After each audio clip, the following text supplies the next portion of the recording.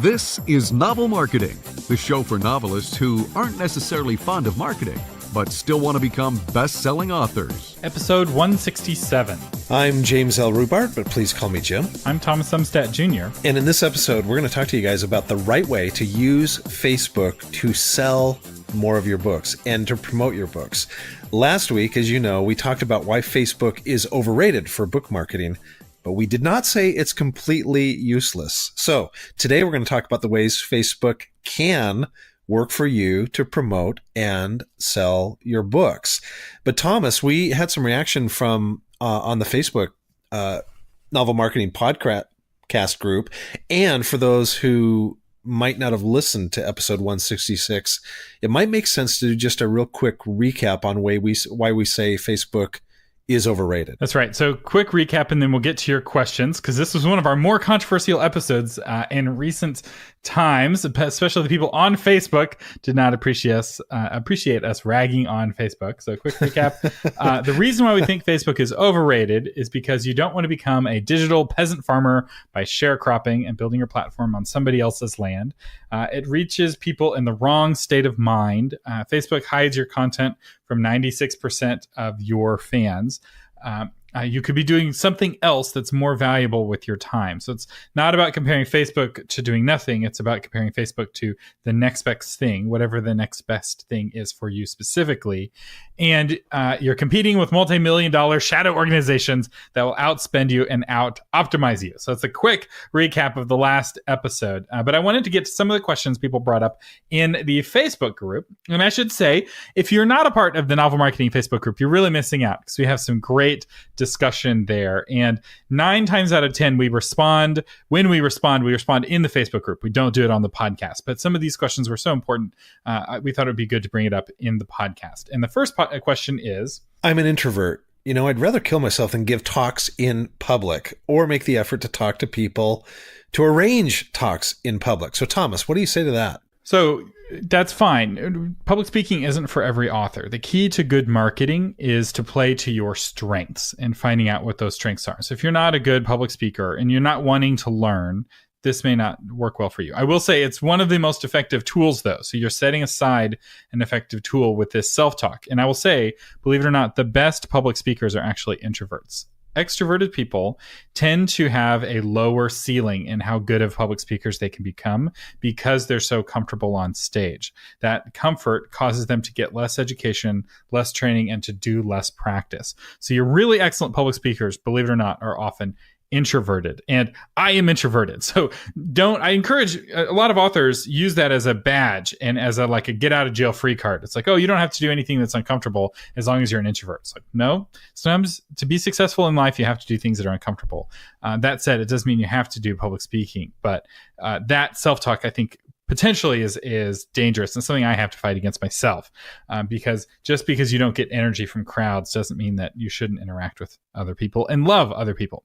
Question number 2, doesn't a podcast or making a YouTube video or some of these other things, and I think this person who brings this up, podcasts and YouTube are great examples, don't those take a lot of time to produce? and the answer is yes, they do take a lot of time to do. But here's why this works. You post something on Facebook, it is down the marketing river, never to be seen again.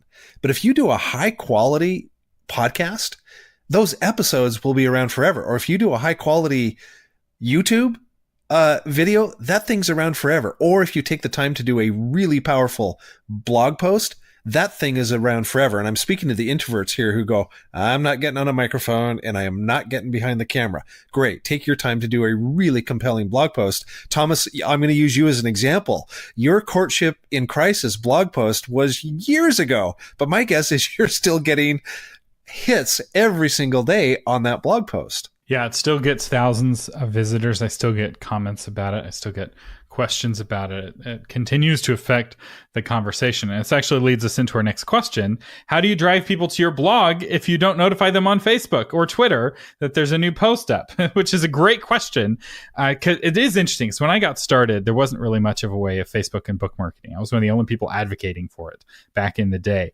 And now for a lot of people, it's the only thing. It's like, gosh, if I don't use Facebook, I can't use anything. And the reality is that once you take Facebook off the table, it forces you to be more creative and to discover the 100 other ways of getting traffic to your blog. In fact, I actually have a YouTube video, and we'll post a link to it in the show notes, of 19 ways to boost traffic to your blog.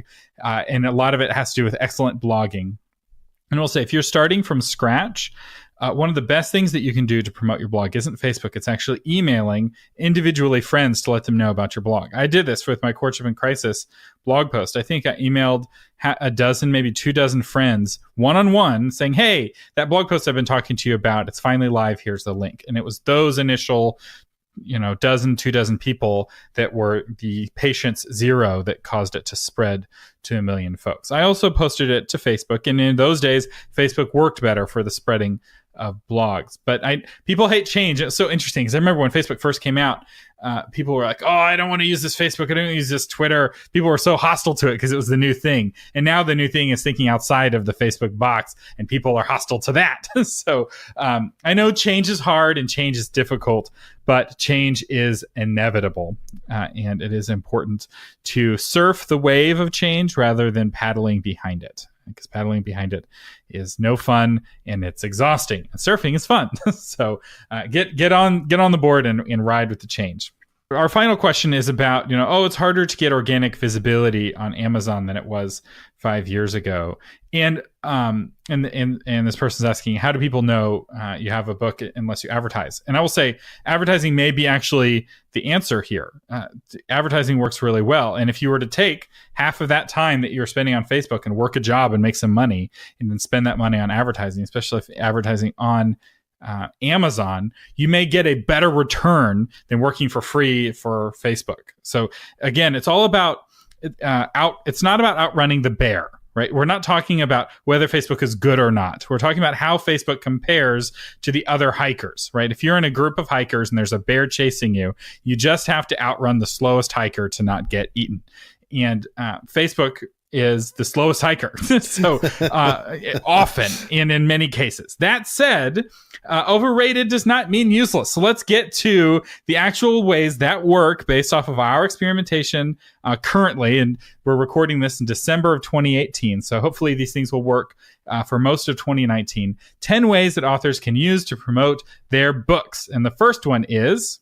don't use Facebook to promote your books.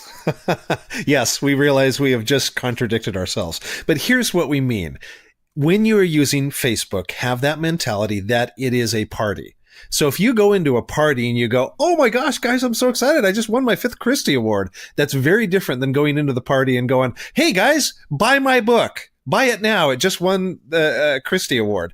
It's a subtle difference, but it's a major difference at the same time. If your attitude is, I'm at a party and I'm seeing my friends and I'm talking about what's going on in my life, that's very different than, guys, it's time to sign up for my Amway downline. So when you post, think about in your mind, I'm at a cocktail party, or I'm at a Christmas party, or I'm just at a gathering at a summer barbecue. How would you interact with those people? How would you talk about your books in that context? The next way you can use Facebook to promote your book, and this is probably the most classic way, is to use Facebook as an advertising platform. I know Mark Dawson has a popular course called Ads for Authors. That's all about how to use Facebook. And the power here is that you're able to find a specific kind of person, a very narrow kind of person, and advertise just to that person. So the power of Facebook advertising, especially when you use the Power Editor, is that you can target 35-year-old women who like this author and who like this other author and who live in this part of the country and who are married, right? Like your ability to target based off of tons of demographic information. So once you know who your ideal reader is, you can target just those people, is very powerful, especially if you know who that audience is. If you're the kind of person who's like, my book is for women between the ages of 25 and 85, it's not going to work for you. That's not you'll be paying too much.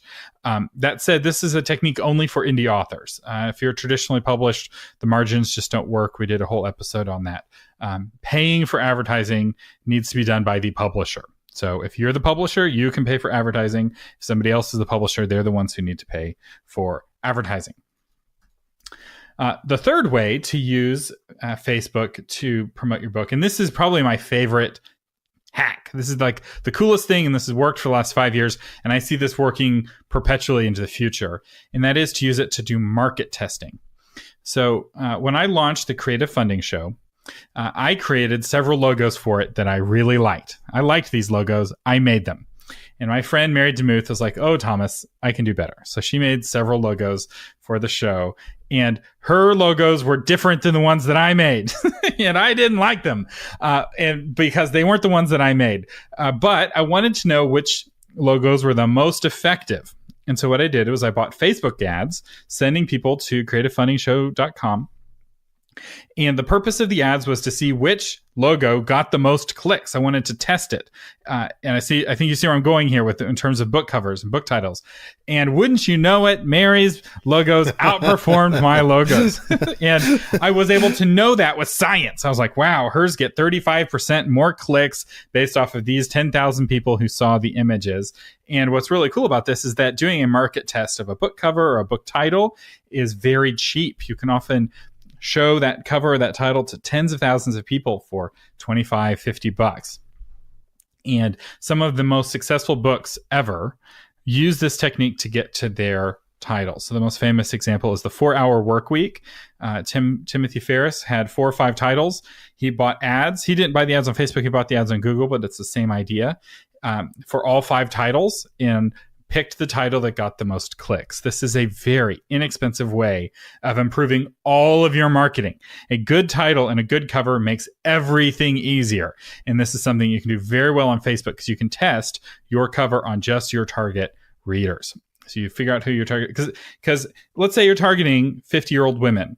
If I like your book cover or don't like your book cover as a 33-year-old man, doesn't matter. It only matters if 50-year-old women like your cover. And so with Facebook, you can find out if your target audience likes your cover. And this brings up a little adjunct to Thomas's point, or point number 4. Point number 3 is I see this often on Facebook where someone will put up, hey, here are my 2 covers. What do you think? Allowing their friends to vote on this. And it seems like, well, this is a great way to do it. And yes, you can get some valuable feedback from that. However, there's a couple of problems with that.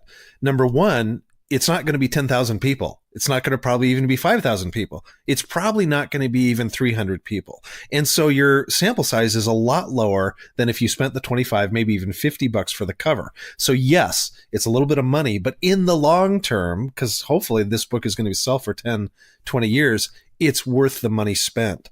Secondly, you don't know the demographics of these folks, who they are, whether they're somebody that would actually read your book or if they're somebody that's just giving an opinion. So you have to be real careful of that. So we would encourage you, I guess we're encouraging you not to just, hey, I'm giving this to my friends. What do you guys think? We encourage you to use the testing to actually get the scientific data.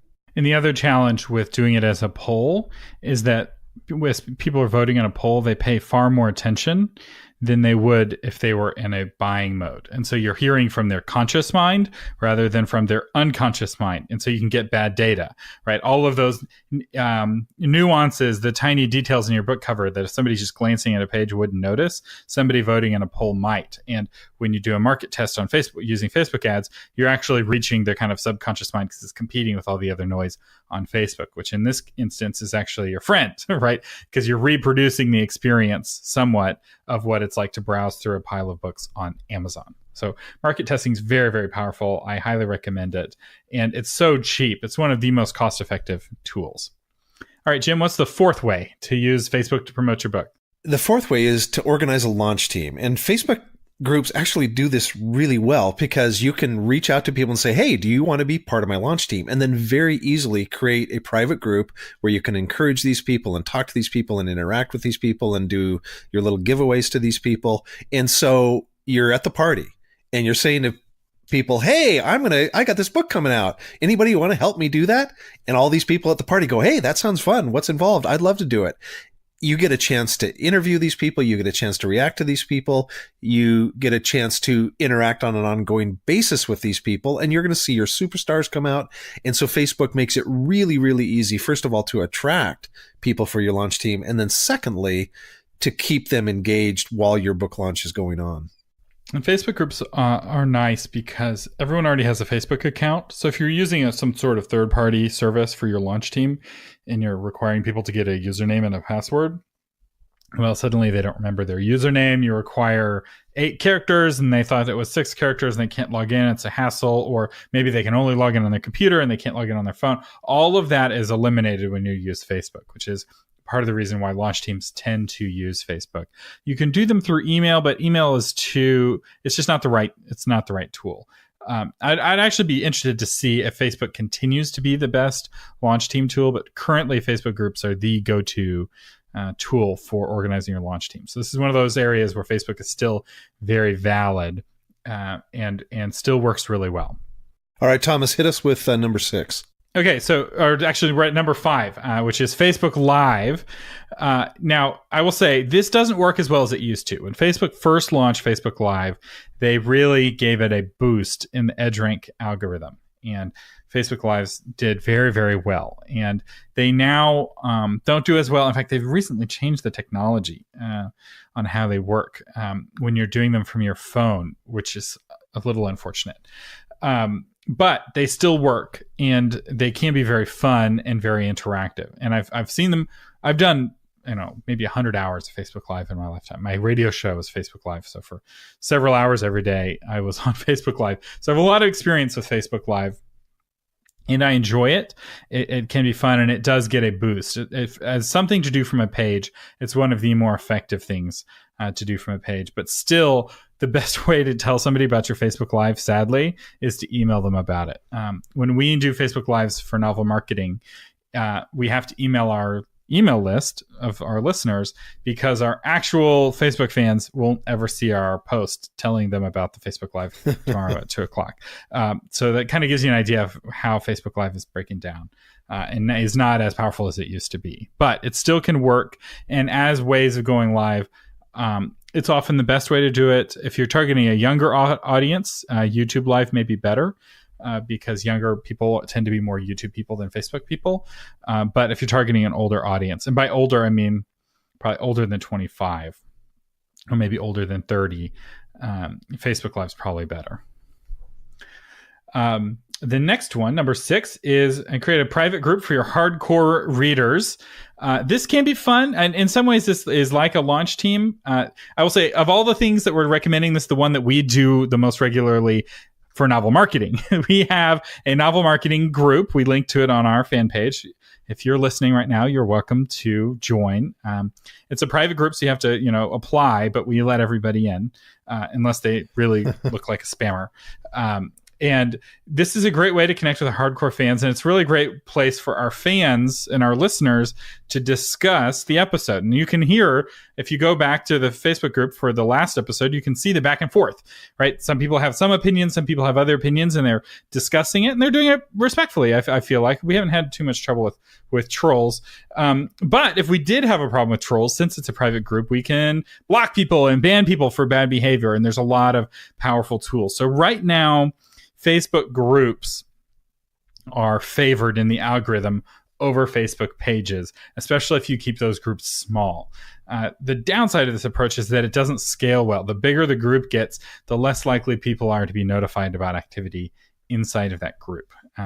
So again, Facebook wants to be the one making money. So anytime you start to raise your head, the highest blade of grass gets clipped, so to speak. And the more successful you are on Facebook, the more likely Facebook is to clip you. But groups can still work. Well, just another thought on that, Thomas. Facebook groups for your hardcore readers might be something you experiment with. In other words, you might have potentially a Facebook group for each of your books. So it's for people that really like this one book. And then you might have a group for people who really like you as an author. That keeps it a little bit smaller. And again, word of mouth is always going to be the best form of advertising. And so you can do some cool things for these small groups, especially for individual books. So it's something, again, Facebook is always changing. We as marketers always have to be changing and adapting and experimenting. And that's an experiment you might tackle.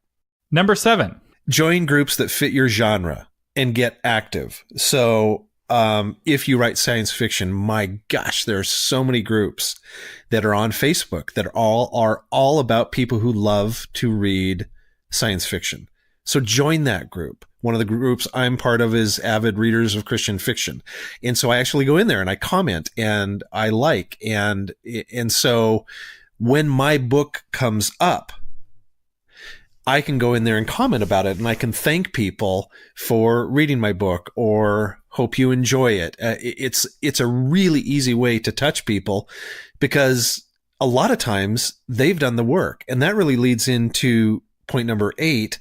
And that is, make sure you've set up alerts so that when somebody mentions you or your novels, you can go in and interact with them. It's a party, right? And so you're going up to that person at the party you overheard talking about your book and go up, hey, it's really nice to meet you. Thank you so much. I'm thrilled that you like my book. And that creates more interaction. As you know, if there's a lot of activity on something on Facebook, that's going to go to the top of the feed. That's going to get more attention. And so simply by going in and interacting and loving something or liking something or commenting on something, you can make yourself more prominent in that group. And you will find that readers are like, oh my gosh, the author is actually commenting on this. Thank you so much. They're thrilled when you do it. And you haven't done any of the work. You're simply active in that group. So they recognize your name and they're more likely to mention your book if they like it, if they know you, if you've been to the same parties for a number of times, they're more likely to come up to you, to use the party analogy. But be careful. You don't want to overdo this. You don't want to, drown out the little flame by blowing on it too hard. You want to blow just enough. And also this can become very exhausting. So you'll notice big time authors don't do this. This is typically more done by beginning authors who are just getting started. So you'll want to find that healthy balance, and you'll just have to kind of pay attention to see when you're doing it too much. So the next point is, every now and again, ask readers to follow your blog or join your newsletter. You can explain to them carefully what's going on with Facebook. To Thomas's point before, you don't want to be obnoxious. You don't want to be over top. You don't want to be commenting all the time. You can just something as simple as likes. And in the same way, you don't want to overblow this, but you can ask readers, hey, FYI, don't know if you knew this, but I've got a blog. Love to have you sign up. Or I've got a newsletter to keep up on what's going on with me. For example, if somebody mentions one of my books and just raves about it and there's lots of comments on it, I might say, hey, to keep in touch with me, if you feel like doing it, here's a link to my newsletter. Something simple like that. Don't go overblown with it. And you can explain to them carefully what's going on Facebook. And what we mean by that is you don't want to be calling out Facebook going, Facebook's algorithms are shutting me down as an author and this is horrible and all this kind of thing. You can just say, hey, there's a lot of activity going on Facebook, and it's real easy to miss updates. So if you want to make sure you get updated on my latest book or what's going on with me, here's a real simple way to do it. Yeah. And what's sad is that when you mention your newsletter, or your blog, if you post a link to your newsletter or blog, almost no one will see it. So it's almost better to mention that it exists rather than telling people how to get there. It's kind of a catch-22. Again, this is one of those areas where Facebook just doesn't work as well as it used to. But why not, right? If you're getting a lot of comments on a popular blog post, you can say, hey, I'm getting a lot of comments on a popular blog post, and then they'll go to Google and they'll get to your blog that way, hopefully. And that can be a way of getting people to be curious. And hey, you might as well post a link to your blog. Not many people will see it, but some will, and some is better than none. And posting it is not too much effort. Although I'll say I sometimes don't get around to posting it because I see how little of an impact. In fact, the post of our podcast episodes to Facebook is now automatic because I would forget for 10 episodes. Sometimes I wouldn't post a link to the episode on Facebook and no one ever noticed because no one ever saw it even when I did. It was very discouraging. All right. Final one is to announce your book launches. Which, it won't do much, but why not? It will do something, and every sale counts. And, and you want to announce your book launches not just on your personal page, but also on your author page.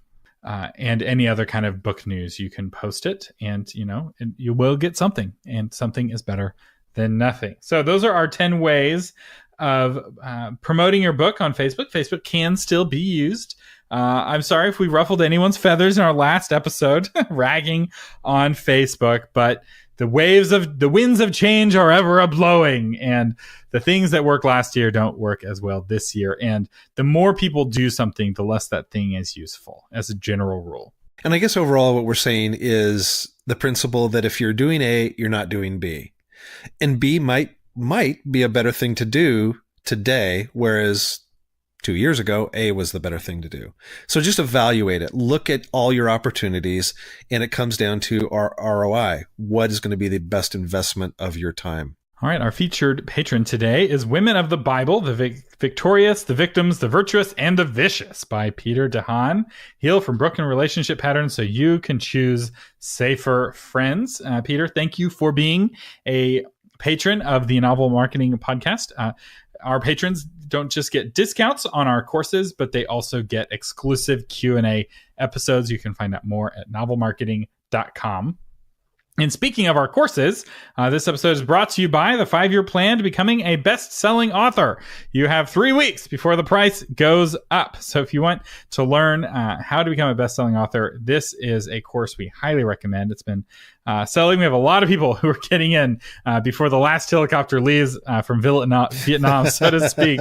And you can find out more about that at novelmarketing.com/courses. Okay, Thomas, you have learned something technologically. You had an epiphany about a crying baby. You want to tell us about that?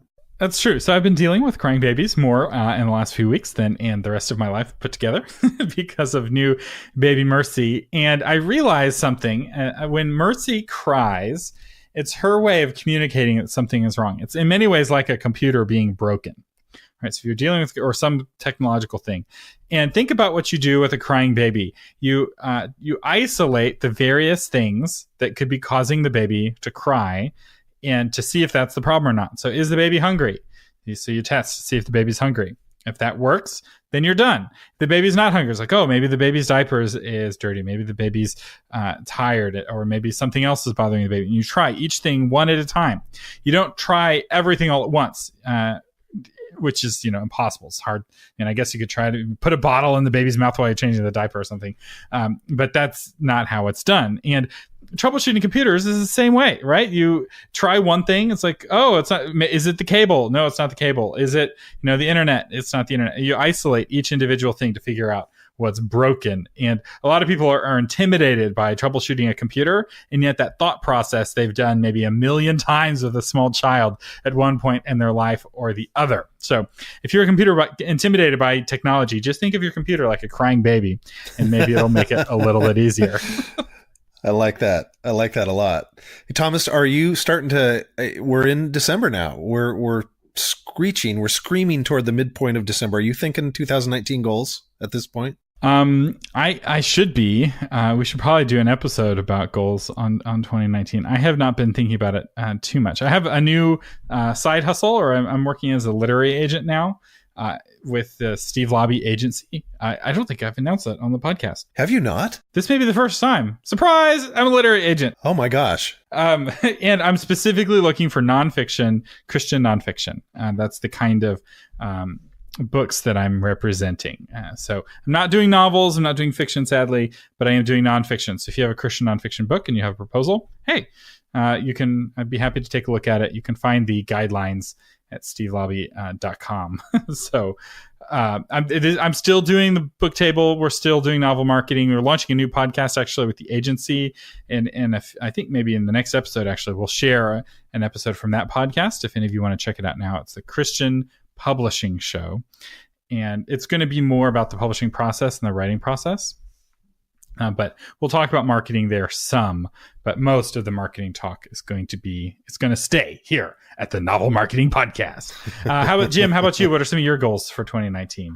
Well, actually, I'm reading a book because to accomplish goals, you have to establish habits, right? We're great at making these goals, a lot of people, but I'm not sure the statistic is that like 80% of resolutions are broken by, January 31st. And so really I'm looking at my goals for 2019 in a very scientific way, saying, all right, I've got these great goals, but it breaks down at the habit stage. And Mary DeMuth recommended this book, Atomic Habits, and I've just started it. And by that, I think I'm almost through the introduction in chapter 1, and already I am absolutely loving it. So I'm actually looking forward to reporting in 2 or 3 months on how that's working for me. Yeah, and we can all hold you accountable. We can have you post what your habits are on the podcast, and hold you accountable to if you get them done. If you have some habits or some goals for 2019, feel free to post them in the Facebook group for this episode. We have go to the Facebook group, and we always have an official discussion, and we pretty much always have a discussion every episode. It's the extended version, and we would love to see you there. You've been listening to James L. Rubart and Thomas Homestead Jr. on the Novel Marketing Podcast, giving you innovative ideas on how to promote yourself and your writing offline, online, and everywhere in between. Thank you so much for listening.